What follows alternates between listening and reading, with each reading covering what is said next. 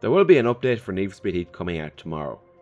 It's been confirmed by Criterion that it will be the final update for Need for Speed Heat. This is a real shame because the game had so much potential. So, what killed Need for Speed Heat? Jungle.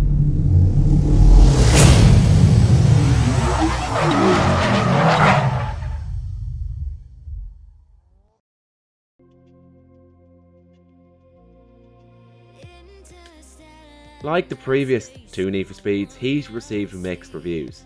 Some people who reviewed the game actually had an interest in racing games and had a general idea of what was going on, while others did not.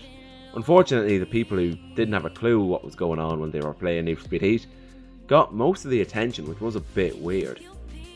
These negative reviews kind of outweighed the strong reviews that Need for Speed Heat had going for it.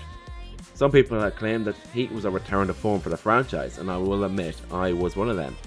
IGN gave Heat an 8 out of 10, which is the highest score that a Need for Speed game has received from IGN for years. But despite the good reviews, some people just did not want to play Need for Speed Heat. This could be down to just other games being out at the time. I guess people just weren't interested. However, the critical reception was not Need for Speed Heat's biggest worry.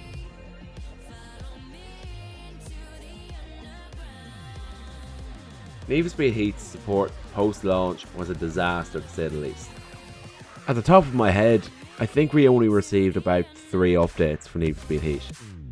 Those updates consist of the Black Market expansion, which for that you got 1 car for free and 1 car you had to pay for.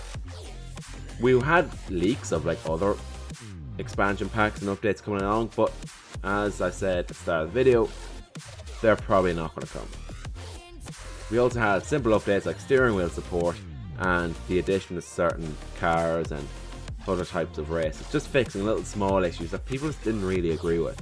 Don't get me wrong, Heat plays way better now than it did back in November.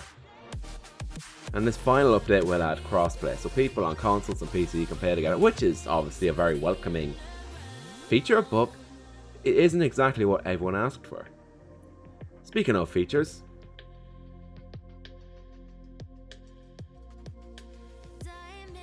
Need for Speed Heat was full of nice little features and little gimmicks that made the game stand out from other racing games. However, it did lack proper online gameplay and PvP events that we all know and love. This meant that people couldn't play against random other players online as such, although you could race around with them in the open world and do certain events with maybe only 1 or 2 of them. It just wasn't the same, and it wasn't exact PvP events that people were looking for.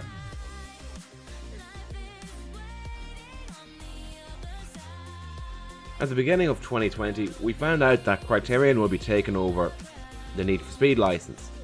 Ghost Games had it since around 2014, and they had been doing a very good job. They did listen to the players, they did that very well. However, I felt that the previous games just weren't as well executed as they could have been. I feel that with this Criterion takeover, we could see the 1 game a year cycle return. I'm not too sure about that though. Although Criterion have made some quality games over the years, I'm just a little concerned. The Criterion Need for Speeds were, to say the least, mediocre. Now, Hot Pursuit was an absolute gem. However, Most Wanted 2012 was an insult to the name, and Rivals was just a total mess. Granted, Ghost were working on that one too. I personally felt from Rivals the Need for Speed games had improved. 2015 I felt was a little improvement, even though it wasn't perfect. Same could be said about Payback, and Heat was a return to form. It was the best Need for Speed in a very long time. I'm just more concerned that Criterion will go back to their old ways when they were making their Need for Speeds, and they were just not the Need for Speeds that we were looking for. The break to drift physics was just a disaster, and Most Wanted 2012 in particular was just for fairness, the online was very good, but it just wasn't a real Need for Speed game, and it was more of just a burnout paradise but with real cars.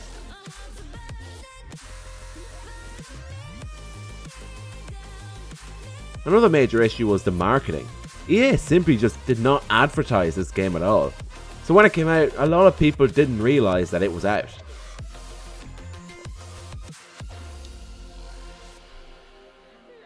EA's issues with marketing continued on with Need for Speed Heat. They never really posted any TV adverts, in my area anyway. You only saw trailers of the game appearing on ads on social media from shops that are selling the game. And overall, there was very little celebrity endorsement. Well, not really too worried about that, to be honest. The game itself, or EA in fact, didn't really sponsor anything that was coming around the corner around that time. And I think Need for Speed Heat more or less left a lot of gamers who didn't really follow gaming news or what games are coming out or not in the dark.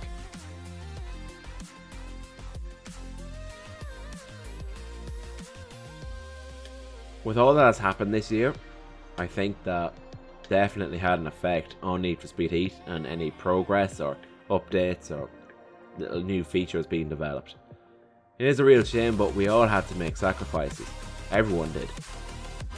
I obviously feel bad for everyone who's working at Ghost and people who are just working really hard on trying to get these certain features and vehicles and missions and races all added in. But sadly, things just usually don't work out. So overall, I'm honestly very disappointed that Need for Speed Heat is more or less dead now. It's been dead for months, but I just think that it deserved so much better. Even Payback and 2015 deserved better, even though 2015 actually got a lot of support, in fairness to it. This is the end of Ghost games, and it's the end of Need for Speed Heat.